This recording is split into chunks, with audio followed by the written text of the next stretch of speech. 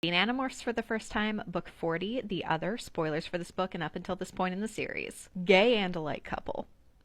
Gay Andalite couple. This book was about a gay Andalite couple, one of whom was dying from AIDS.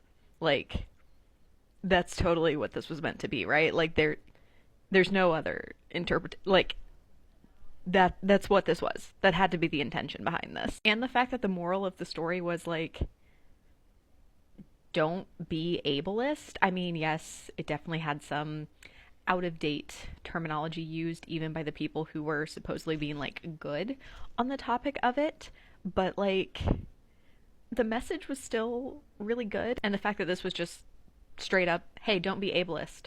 Axe is being a jerk. Don't do this. Like, it was awesome. I am so glad to see that in kids media. And I was also really glad to get some reflection from Marco on the events in Visser because this is his first book after that one, and my one critique of that book is I kind of wanted to see that scene from Marco's perspective, which I understand why we didn't, but that was the one thing that I was kind of like, ah. So I'm really glad to have gotten some reflection at the end, even if it was kind of thrown in there a little bit at the end of this story. So I am glad we got that, but I do have to ask, like, why didn't the one who was dying of the disease morph his husband? And I know that would have been kind of weird, but he could have morphed his husband and they could have lived happily together with the free Hork-Bajir.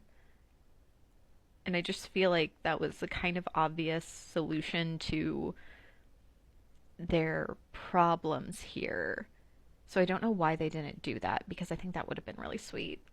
You know, because what saved him was taking on the form of the person he loved most. And that would have been cute. And you know what? New headcanon, that's what happened. Someone totally just thought of that, like, right after this book ended, and that's where those two are now, living happily together forever, instead of one dying very soon.